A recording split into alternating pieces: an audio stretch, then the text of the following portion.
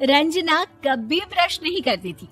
उसे कितनी बार उसके माँ बाप ने डांटा, लेकिन उसका कोई असर उस पर होता ही नहीं था, जिस कारण से उसके दांत पीले पीले हो जाते हैं। शादी के बाद अरे बहू, वैसे तो तुझ में कोई कमी नहीं है, पर तेरे दांत इतने पीले कैसे हैं बेटा? कैसे मतलब? कोई सर्जरी थोड़ी ना कराइए। वो तो क्या नाम, मैं ब्रश नहीं करती थी तो पीले हो गए। अब क्या करूं? आप कहें तो लाल करवा लूं या फिर काले? यार ये क्या है, क्यों माँ से लड़ रही हो? लड़ रही हूँ?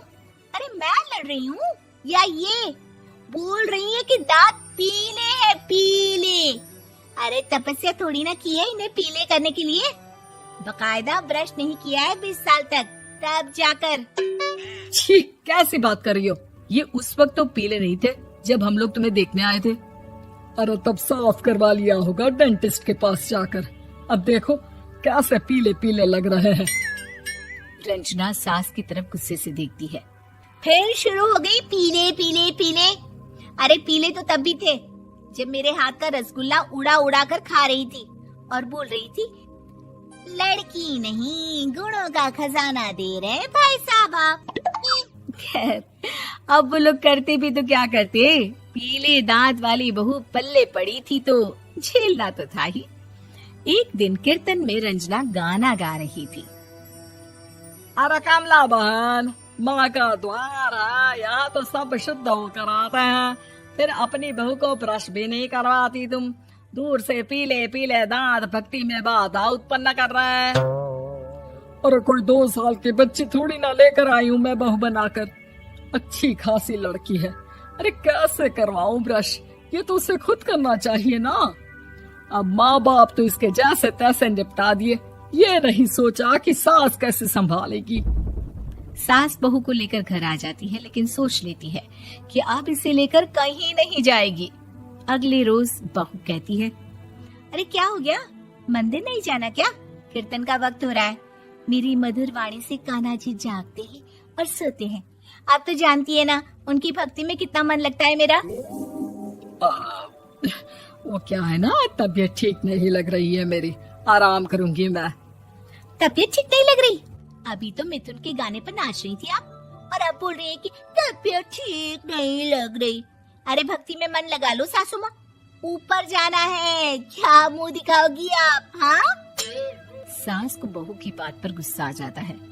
मैं क्या मुंह दिखाऊंगी, इसकी चिंता तो ना कर, समझी? अपने मुंह की चिंता कर, जो ये पीले पीले दांत लेकर हर जगह पहुंच जाती है। पता है लोग कितना मजाक बनाते हैं। ना जी ना, मैं नहीं जाना कहीं तेरे साथ। तो ये बात है, कोई ना, मत जाओ, मैं अपने कमरे में ही बैठकर भक्ति कर लूंगी। ऊपर वाला दांत थोड़ी ना देखता है, मन देखता है, भावना देखता है। और अरे बस बस, तू सब कुछ दिखा, बस ये सफेद चमकदार दांत ना दिखाना किसी को, है? जा यहाँ से।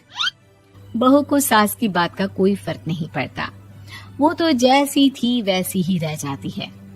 सुबह नहाकर किचन में खाना बनाना, फिर खाना खाना, कीर्तन भजन करना और सो जाना। एक दिन, माँ जी मैं सहेली के घर जा रही हूँ, शाम को लेट आऊंगी। हाँ हाँ, तो जाना, मैंने कौन सा तेरी आरती करनी है घर पर बैठकर। रंजना सहेली के घर जाती है, जहाँ वो पार्टी में जाने की तैयारी कर रही होती है। अरे शिखा, कहाँ जाने की तैयारी कर रही है? मैं गलत वक्त पर आ गई क्या? अरे नहीं यार, उल्टा सही वक्त पर आई है। मैंने ये साड़ी और ज्वेलरी निकाली है यार, शाम को इनके ऑफिस की एक पार्टी में जाना है। बताना कैसा लग रहा है ये सब? नहीं यार, इस ड्रेस के साथ तो वो वाली ज्वेलरी अच्छी लगेगी। हाँ हाँ सही बोल रही है, मैंने ध्यान ही नहीं दिया। वैसे तो हमेशा से मस्त फैशन सेंस रखती है। तो बड़ा जाती होगी ना पति के साथ पार्टी में। रंजना कुछ नहीं बोलती, बस सोचती है कि यार काश ये बात सही हो जाती, पर मैं क्यों नहीं जाती पार्टी में? क्या इन लोगों की कोई पार्टी होती नहीं होगी? रंजना घर आती है और रात में पति से सवाल करती है, एक बात बताइए, आप मुझे किसी पार्टी में क्यों नहीं ले जाते? क्या आपके यहाँ ऑफिस में पार्टी नहीं होती? पति बेचारा क्या कहता कि दांत पीले हैं तुम्हारे इसलिए। अरे कोई पार्टी होती नहीं हम लोगों के ऑफिस में, तो कहाँ से लेकर जाऊं? और मार्केट, मॉल, कहीं वीकेंड घूमना, कहीं तो। अरे यार, सारे हफ्ते में एक छुट्टी मिलती है, तो सोचता हूँ कि आराम ही कर लूं। क्यों?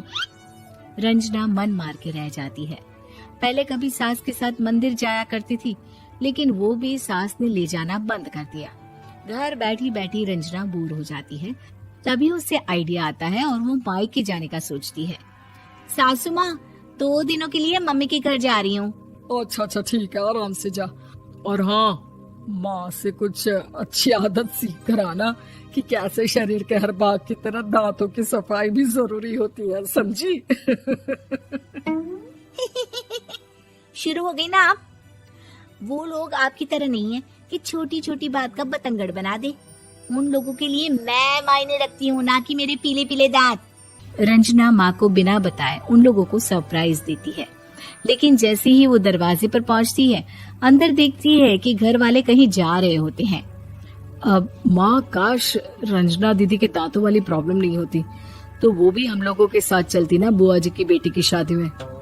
हाँ बेटा, लेकिन अब उसे कौन समझाए कि उसको उसके पीले दांत नहीं दिखते, लेकिन उसके आसपास के लोगों को कितना एम्बैरेसिंग फील कराते हैं। मुझे तो कितनी बार उसके स्कूल की टीचर ने शिकायत की कि उसके साथ कोई लड़की बैठना भी नहीं चाहती, और ना ही कॉलेज में कोई उससे बात करना चाहता था। लेकिन पता नहीं क्यों उसे ये बात समझ में ही नहीं आती। कोई कमी नहीं है उस लड़की में, बस यही कि दांत पीले हैं। वो तो भला हो जीजाजी और उनकी माँ का, जो दीदी को जैसी है वैसे ही रखा हुआ है।